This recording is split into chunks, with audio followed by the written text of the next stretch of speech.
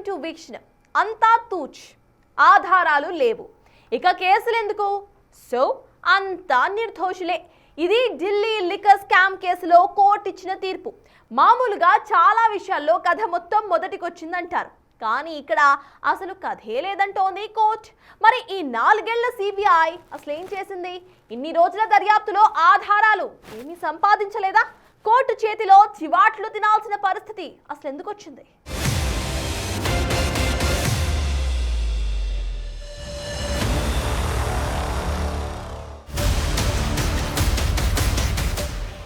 న్యాయమే గెలిచిందని ఒకరి భావోద్వేగం,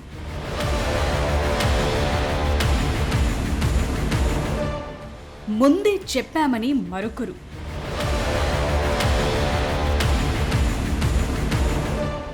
కడిగిన ముత్యంలా వచ్చామని ఇంకొకరు.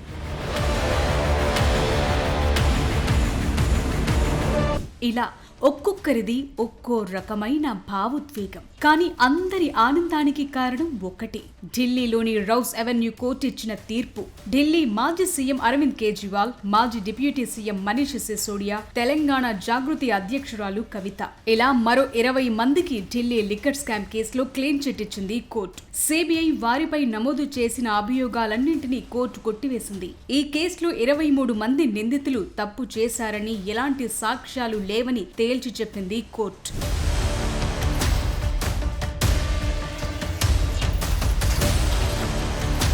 కేజ్రీవాల్, మనీష్ సిసోడియా, కవిత, సంజయ్ సింగ్, విజయ్ నాయర్, సమీర్ మహేంద్రు, అభిషేక్ బోయిన్పల్లి, అమిత్ అరోరా, దినేష్, శరత్ చంద్ర, మాగుంట శ్రీనివాసుల రెడ్డి, మాగుంట రాఘవరెడ్డి, అరుణ్ రామచంద్ర పిళ్ళై, బుచ్చిబాబు గోరంట్ల, బెనోయ్ బాబు, గౌతమ్ మల్హోత్రా, రాజేష్ జోషి, పంకజ్, సి అరవింద్, యోగేష్ గుప్తా, సందీప్ గుప్తా, చరణ్ ప్రీత్ సింగ్, ఆశిష్ మధుర్, వీరే మొత్తం క్లీన్ చిట్ పొందిన 23 మంది. వీరిలో చాలా మంది నెలల పాటు జైల్లో గడిపారు. ఇన్ని రోజుల పాటు వీరిలోనే చాలా మంది అక్రమాలు చేశారు, కిక్ బ్యాక్స్ తీసుకున్నారు, కింగ్ పిన్లు, కథ మొత్తం నడిపింది వీరే, అక్రమాలకు పాల్పడ్డారు, ప్రజాధనాన్ని దోచేశారు అంటూ ఆరోపించాయి దర్యాప్తు సంస్థలు. కానీ కోర్టు మాత్రం వీటన్నింటినీ ఏ మాత్రం పట్టించుకోలేదు.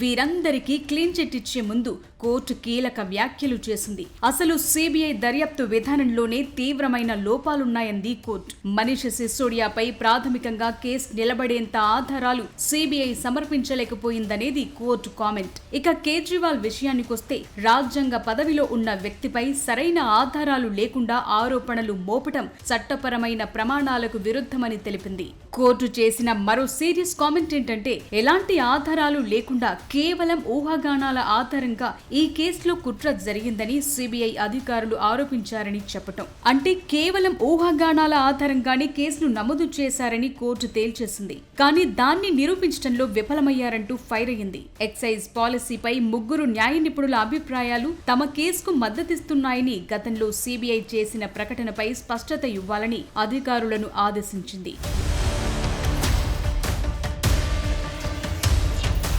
అంతేకాదు, కేవలం అప్రూవర్ ఇచ్చిన స్టేట్మెంట్ ఆధారంగా కేసును నమోదు చేసిన సిబిఐ తీరును తప్పుబట్టింది కోర్టు. ఇలాంటి వాటికి అనుమతిస్తే రాజ్యాంగ సూత్రాలను ఉల్లంఘించినట్లవుతుందని తెలిపింది. నిందితుడికి క్షమాభిక్ష పెట్టి అతన్ని అప్రూవర్ గా మార్చి ఆ వ్యక్తి నుంచి స్టేట్మెంట్ తీసుకుని దర్యాప్తును కొనసాగించడాన్ని తప్పుబట్టింది. అలాంటి వారిచ్చిన స్టేట్మెంట్ ఆధారంగా మిగిలిన వారిని తప్పుబట్టడం, అరెస్టు చేయడం కరెక్ట్ ఎలా అవుతుందనేది కోర్టు వేస్తున్న ప్రశ్న. ఈ తీర్పుతో బిగ్ రిలీఫ్ పొందిన వ్యక్తుల్లో మొదటి స్థానం ఆమ్ ఆద్మీ పార్టీ అధినేత కేజ్రీవాల్దే. సత్యం చివరికి గెలుస్తుందని ఎప్పుడూ చెప్తూనే ఉన్నా సత్యం మా వైపే ఉంది, అందుకే గెలిచామంటూ ఆయన తీవ్రమైన భావోద్వేగానికి గురయ్యారు. ఇంటి నుంచి బయటకు లాగి జైల్లో పడేశారని, మాపై బురద జల్లారంటూ ఆయన కన్నీరు పెట్టుకున్నారు. शराब घोटाला कर रही थी और हमारे ऊपर आरोप लगा रही थी। आज कोर्ट ने सारे आरोप खारिज कर दिए और जितने भी एक्यूज्ड थे सबको डिस्चार्ज कर दिया। हम हमेशा कहते थे सत्य की जीत होती है, हमें भारतीय न्याय प्रणाली पे भरोसा है।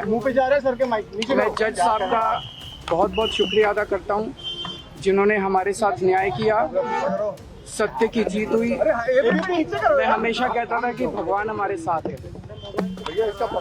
मोदी जी ने और अमित शाह जी ने मिल के आजाद भारत का सबसे बड़ा राजनीतिक षड्यंत्र रचा। जेल में डाला गया और 6 महीने तक जेल में रखा गया। हमारे उप मुख्यमंत्री मनीष सिसोदिया जी, उनको लगभग 2 साल तक जेल में रखा गया। पूरा का पूरा फर्जी केस था। हमारे ऊपर कीचड़ फेंका गया। 24 घंटे टीवी चैनलों के ऊपर डिबेट चलते थे, खबरें दिखाई जाती थी केजरीवाल भ्रष्ट है, केजरीवाल भ्रष्ट है।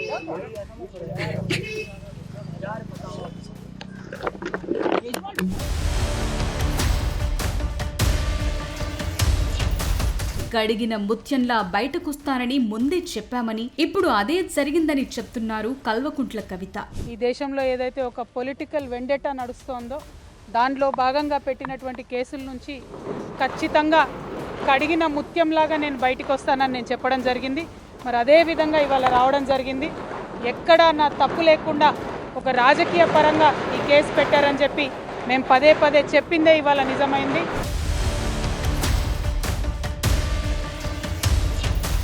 ఇలా ఒక్కో నేతది ఒక్కో రకమైన భావోద్వేగం. ఇప్పుడు వీరంతా సంబురాలు చేసుకుంటున్నారు. తాము అనవసరంగా శిక్షను అనుభవించామని, తమను కావాలనే వేధించారనేది ఇప్పుడు బాధిత నేతలంతా చేస్తోన్న ఆరోపణ. కాస్త పాస్టులకు వెళితే 2022 జూలై 20వ తేదీన లెఫ్టినెంట్ గవర్నర్ వికే సక్సేనా ఇచ్చిన ఫిర్యాదు ఆధారంగా సిబిఐ కేసు నమోదు చేసింది. అప్పటి నుంచి మొదలైంది ఢిల్లీ లిక్కర్ స్కామ్ కథ. నోటీసులు, విచారణలు, సెంట్రల్ బ్యూరో ఆఫ్ ఇన్వెస్టిగేషన్, ఆ తర్వాత ఎన్ఫోర్స్మెంట్ డైరెక్టరేట్, దేశవ్యాప్తంగా రైడ్లు, వందల మంది ఆఫీసర్లతో దర్యాప్తులు, నేతలను అరెస్టు చేయటం, జైల్లో ఉంచటం, ఇలా అన్ని జరిగిపోయాయి. కానీ ఇదంతా ఉత్తదే. తూచ్ అనేసింది కోర్టు. ఈ కేసులో అందరికీ క్లీన్ చిట్ ఇచ్చింది కోర్టు. మరి ఈ స్కామ్ చేసిందెవరు? సిబిఐ, ఈడీ ఛార్జ్ షీట్ లో చెప్పిన డబ్బుల లెక్కలంతా ఉత్తిదేనా?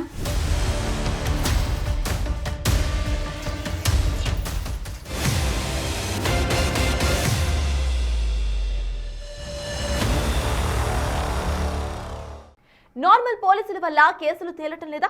అయితే సిబిఐని రంగంలోకి దించండి అనే డిమాండ్స్ వింటూ ఉంటాం. ఇప్పటికీ కూడా చాలా మంది నేతలు సిబిఐతో ఇన్వెస్టిగేషన్ చేయించండి అంటారు. అది సిబిఐ రేంజ్. కానీ సిబిఐ అంటే పంజరంలో చిలకేనా అనే క్వశ్చన్స్ ఇప్పుడు రైజ్ అవుతున్నాయి. సిబిఐ సమర్థతపై అసలు ఎందుకు ఇన్ని డౌట్స్? దర్యాప్తులు ఓకే, తీర్పులు వచ్చే వరకు ఎందుకు నిలవటం లేదు ఈ కేసులు?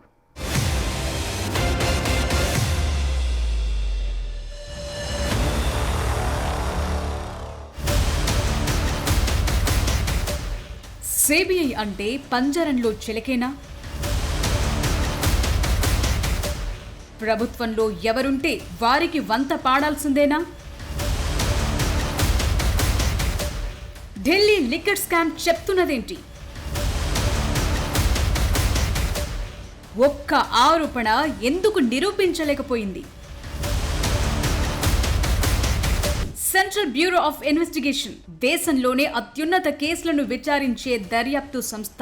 ఒక్కసారి సిబిఐ విచారణ చేపట్టిందంటే కేసు లోతుల్లోకి వెళ్లి అసలు దోషులను గుర్తిస్తుందనే నమ్మకం ప్రజలది. కానీ అలాంటి సిబిఐ ఇప్పుడు పంజరంలో చిలకలా మారిందనే ఆరోపణలు వినిపిస్తున్నాయి. దీనికి best example Delhi liquor scam case.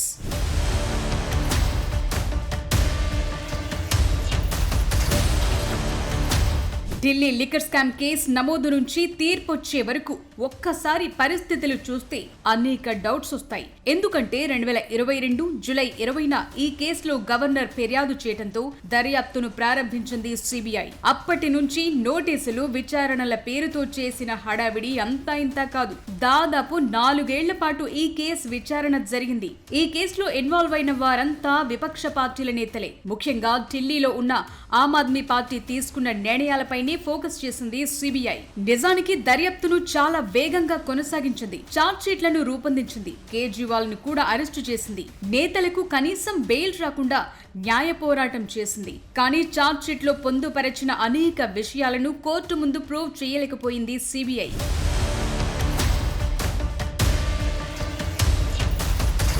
ఈ 4 ఏళ్ల కాలంలో చాలా మారాయి. ఢిల్లీలో ఆప్ అధికారం కోల్పోయింది. కవిత లాంటి నేతలు తమ ఇంటి నుంచి బయటకు రావాల్సొచ్చింది. అనేక మంది నేతలపై అక్రమార్కులు అనే ముద్ర పడింది.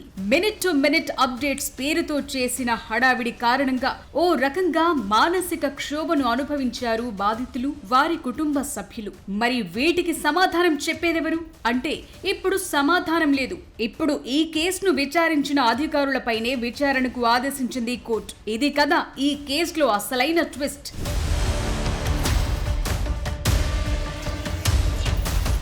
నిజానికి సిబిఐ అనేది స్వయం ప్రతిపత్తి గల సంస్థ. కానీ అది ఎంత స్వతంత్రంగా పనిచేస్తుందనే దానిపై మాత్రం అనేక అనుమానాలున్నాయి. దేశంలోని అత్యున్నత దర్యాప్తు సంస్థ.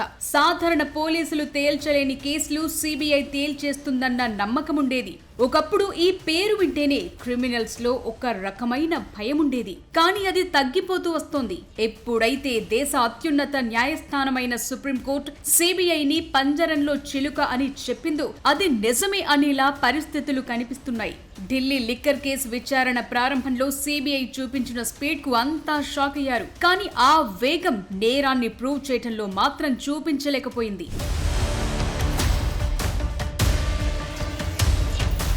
సిబిఐపై ఉన్న పెద్ద ఆరోపణ ఏంటంటే ఈ కేసుల్లో నిందితులుగా ఉన్న కొందరు రాజకీయంగా అధికార పార్టీకి అనుకూల నిర్ణయాలు తీసుకున్నప్పుడైనా లేదా పార్టీలు మారినప్పుడు వారిపై ఆటోమేటిక్ గా ఒత్తిడి తగ్గుతుందనే విమర్శలు ఎప్పటి నుంచో వినిపిస్తోంది. ఇప్పటి వరకు వేల పేజీలతో చార్జ్షీట్లు వేస్తూ పోయింది సిబిఐ. కానీ ఈ కేసుల్లో తుది తీర్పు వచ్చిన ఘటనలు మాత్రం ఇప్పుడు అరుదుగా కనిపిస్తున్నాయి. అంతేకాదు రాజకీయ ప్రత్యర్థులను ముప్పు తిప్పలు పెట్టేందుకు ఎన్నికల ముందు ప్రజలను మభ్యపెట్టడానికి కేంద్రం సిబిఐను ఉపయోగించుకుంటోంది అనేది విపక్షాల ప్రధాన ఆరోపణ. విపక్ష నేతలపై ఉన్న పాత కేసులను తెరగదోడటం, అదే నేతలు అధికార పార్టీలో చేరగానే ఆ కేసులు అటకెక్కడం అనేది సిబిఐకి చెడ్డ పేరు తీసుకొస్తోంది. ఇక్కడ న్యాయ వ్యవస్థపై కూడా అనేక అనుమానాలు రాకమానదు. ఎందుకంటే సిబిఐ ఇచ్చిన నివేదికలు, చూపించిన ఆధారాలకు అనుగుణంగానే నేతలకు రిమాండ్లు విధించింది కోర్టు. మరిప్పుడేమో తప్పు మొత్తం సిబిఐ పైనే వేసింది. ఈ స్కామ్ లో 1100 కోట్ల నేరం జరిగిందని ఛార్జ్ షీట్ లో తెలిపారు. 192 కోట్ల లాభాలను ఇండో స్పిరిట్స్ కంపెనీ పొందిందని చెప్పారు. 100 కోట్ల ముడుపులు ఆమ్ ఆద్మీ పార్టీకి ఇచ్చారన్నారు. 292 కోట్ల లావాదేవీల్లో బీఆర్ఎస్ ఎమ్మెల్సీ కవిత అవకతవకలకు పాల్పడ్డారని చెప్పారు. డిజిటల్ ఆధారాలను ఆమె ధ్వంసం చేశారని ఆరోపించారు. కానీ వీటిలో ఏ ఒక్క దాన్ని కూడా నిరూపించలేదు సిబిఐ.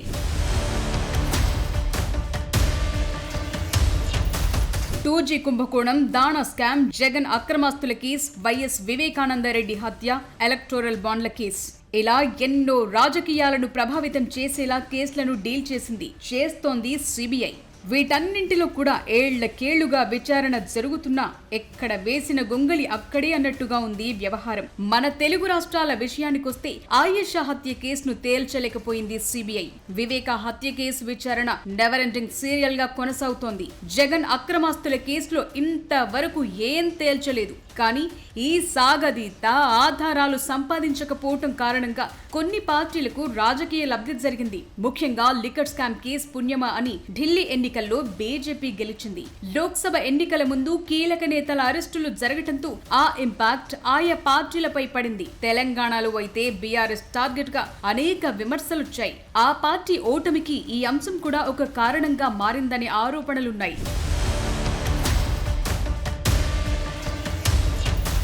ఇలాంటి ఆరోపణల నుంచి సిబిఐ బయటపడాలి. సిబిఐలో ప్రక్షాళన జరగాలి. సిబిఐ ఒక కేసు టేకప్ చేస్తే దాన్ని పూర్తి చేస్తుందనే నమ్మకం కలగాలి. ప్రాథమిక ఆధారాలు లేకుండా ఊహాగానాలతో సిబిఐ ముందుకు వెళ్లదనే భరోసా కల్పించాలి. కానీ అదంతా సులువైన వ్యవహారంగా మాత్రం కనిపించడం లేదు. సిబిఐ డైరెక్టర్ ను కేంద్రమే నియమిస్తోంది. ఇది ఇప్పుడు సమస్యకు అసలు కారణం అని ఆరోపణలు వినిపిస్తున్నాయి. ఎన్నికల కమిషన్ లాగా సిబిఐని కూడా ఓ కమిషన్ లాగా ఏర్పాటు చేయాలనే డిమాండ్లున్నాయి. మరిది సమస్యను నిజంగా పరిష్కరిస్తుందా లేదా అనేది కూడా అనుమానమే.